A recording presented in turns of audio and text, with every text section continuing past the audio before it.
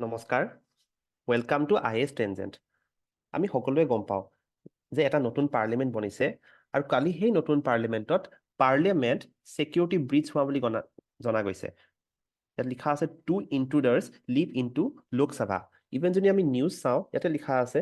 Massive security breach in Lok Sabha two intruders jump from gallery spray gas okay এতিয়া breach এই breach শব্দটোৰ মিনিংটোনো কি প্ৰথমতে আমি ব্ৰিজ শব্দৰ মিনিংটো গম পাই লওঁ যে ব্ৰিজ শব্দটোৰ মিনিং হৈছে N unauthorized access to a device, network or data. আৰু এই ঘটনাটো কেতিয়া হৈছে এই ঘটনাটো হৈছে 13 ডিসেম্বৰত হৈছে এৰাউণ্ড 1:30 PM হৈছে দুপৰীয়া 1:30 বজাত হৈছে কিয় এই ঘটনাটো ইমান ইম্পৰ্টেণ্ট হৈ গৈছে কাৰণ 2001 চনত 2001ত পাৰ্লিমেণ্টত টেৰৰিষ্টে এটেক কৰিছিল আৰু সেইটো 13 ডিচেম্বৰ দিনাই এটেক কৰিছিল আৰু এই একেটা ঘটনা 22 বছৰৰ পিছত হ'বলৈ পাইছে ৰাইট সেম এটা কিবা ৰিলেশ্যন আছে নেকি আমি এটা ডিটেইলছত পঢ়িম যে 2001 লগত কিবা ৰিলেশ্যন আছে নেকি because it is a very very serious concern নহয় জানো তো আমি এই গোটেই ডিটেইলছ কেনেকৈ হৈছে বা কিবা ৰিলেশ্যন আছে নেকি আমি এইখিনি ডিটেইলছ আপোনালোকক ক'ম তাৰ আগত আমি আইএছ টেনজেণ্টৰ বিষয়ে অলপ জানি লওঁ আইএছ টেনজেণ্টে আছাম ডাইৰেক্ট ৰিক্ৰুইটমেণ্টৰ ফাউণ্ডেশ্যন কোৰ্চ প্ৰভাইড কৰি আছে 1800 টকাত প্ৰভাইড কৰি আছে অনলাইন এণ্ড অফলাইন বোথ আৰু লগতে APSC আৰু UPSC ফাউণ্ডেশ্যন কোৰ্চো প্ৰভাইড কৰি আছে ইয়াৰ ডিটেইলছ জানিবলৈ হ'লে আপোনালোকে এই নাম্বাৰ যিটো আছে 9821219985 ইয়াতে ফোন কল কৰিলে হৈ গ'ল আপোনালোকে আইএছ টেনজেণ্টত আপোনালোকে যাবলৈ হ'লে আপোনালোকে গুগলত চাৰ্চ কৰিব আইএছ টেনজেণ্ট বুলি চাৰ্চ কৰিব আৰু তাৰপিছত আপোনালোকে টেষ্ট সিৰিজত যাব টেষ্ট সিৰিজত অলপ কথা কৈ যে টেষ্ট সিৰিজত কি আছে টেষ্ট সিৰিজত আমি ফ্ৰী মডেল এনচাৰ্ছ ফ্ৰীতে দি আছোঁ যিটো APSC এটা CC mains combine competitive exam হৈ গ'ল মেইনছৰ এইটো ফ্ৰীতে দি আছোঁ আপোনালোকে এনৰোল বাটনটো ক্লিক কৰিলে হ'ল ৰেজিষ্টাৰ কৰিলে হ'ল আপোনালোকে ফ্ৰীতে পঢ়িব পাৰিব গোটেইখন লগতে আছাম ডাইৰেক্ট ৰিক্ৰুইটমেণ্টৰ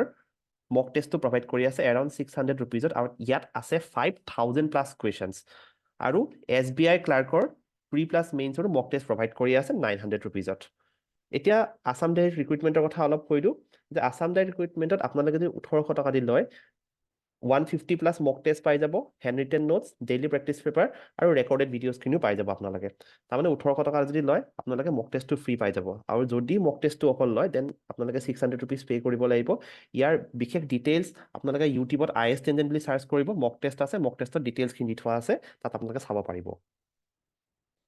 এইটো আমাৰ ইনষ্টাগ্ৰাম হয় ইনষ্টাগ্ৰামত আপোনালোকে ফ'ল' কৰি দিব ফ'ল' কৰাৰ পিছত ষ্টৰিত যি আছে ষ্টৰিত আপোনালোকে ডেইলি MCQsবোৰ পাই থাকিব য'ত আছাম এণ্ড চেণ্ট্ৰেল ষ্টেট আৰু চেণ্ট্ৰেল গভৰ্ণমেণ্ট এক্সামছৰ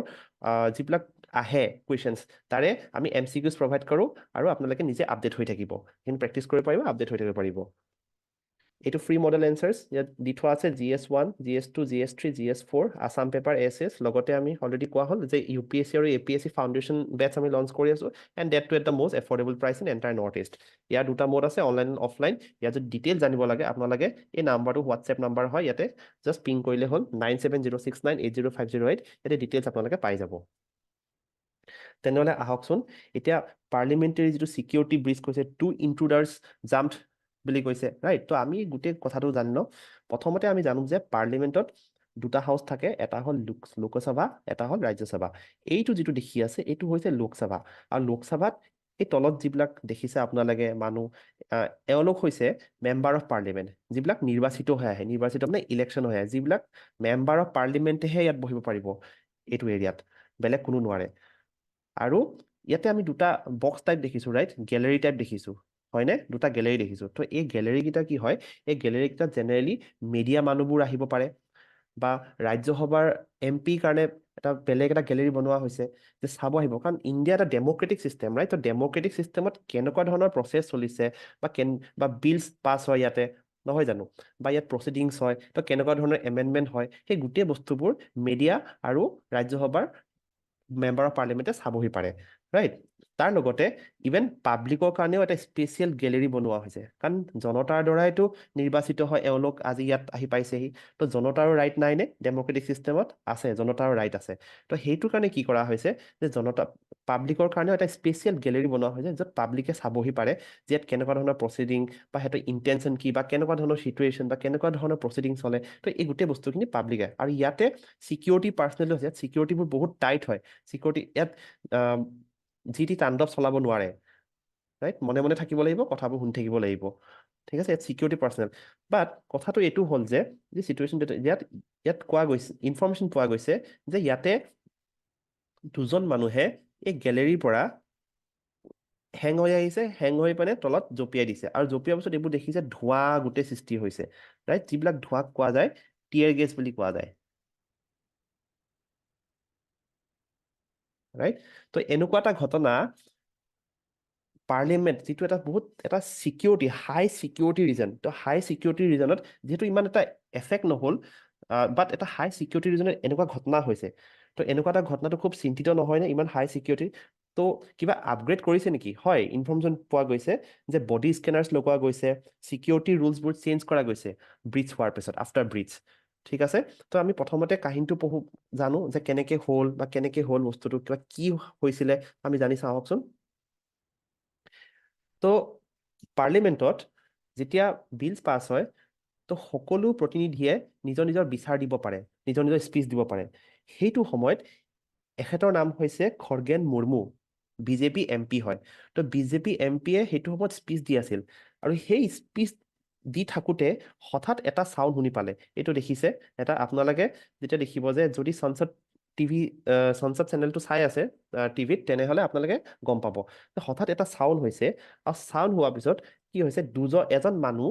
ইয়াৰ পৰা পাব্লিকৰ এজন মানুহ ইয়াতে হেং কৰিছে হেং কৰি পিনে ইয়াত জঁপিয়াই দিছে তাৰপিছত তাৰ লগতে অলপ পাছতে আৰু এজন মানুহ একেটাই ৰাস্তাৰে তেওঁ হেং কৰিছে হেং কৰি জঁপিয়াই দিছে আৰু জঁপিয়াই দিয়াৰ পিছত কি হৈছে তেওঁ এখন বেঞ্চৰ পৰা ইখন বেঞ্চলৈ জাম্প কৰিব তেওঁ ট্ৰাই কৰিছে আৰু ট্ৰাই কৰাৰ পিছত তেওঁ জোতাত তেওঁ কেনিষ্টাৰ ৰাখি থৈছিল নেকি চ' জোতাত সেই জোতাযোৰ কেনিষ্টাৰ যিটো আছে সেই জোতাৰ পৰা কিবা বস্তু উলিয়াইছে উলিওৱাৰ পিছত যেতিয়া উলিয়াইছে তাৰপিছত ধোঁৱা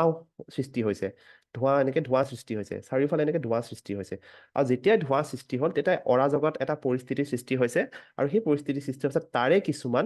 এমপি দৰ্জালৈ গৈছে বাহিৰলৈ গুচি গৈছে কাৰণ এটা অৰাজকত পৰিস্থিতিৰ সৃষ্টি হৈছে ৰাইট আৰু তাৰে কিছুমান এমপিয়ে সাহস কৰি পিনে তেওঁক ধৰি পিনে দমন কৰিব চেষ্টা কৰিছে যিহেতু অলৰেডি এইজন এজন দেখিছেনে আৰু যিহেতু সিহঁতক অলৰেডি পুলিচে ধৰিলে লৈ পিনে ওচৰত পাৰ্লিমেণ্টৰ পুলিচ ষ্টেচন আছে সিহঁতক এৰেষ্ট কৰিলে আৰু এতিয়া বৰ্তমান তাতে ৰাখিছে অ'কে তো কথাটো হ'ল যে ইমান এইটো চেঞ্চিটিভ ইছ্যু হয় কাৰণ আমাৰ এনেকুৱা লাগে যে যেতিয়া আমি এনেকুৱা এটা চিটুৱেশ্যন দেখো আমাৰ সদায় মনত আহে 2001 চনৰ 13 ডিচেম্বৰ যিটো পাৰ্লিমেণ্টত ঘটনা হৈছিল সেই কথাটো আমাৰ মনত সদায় আহে আৰু ইভেন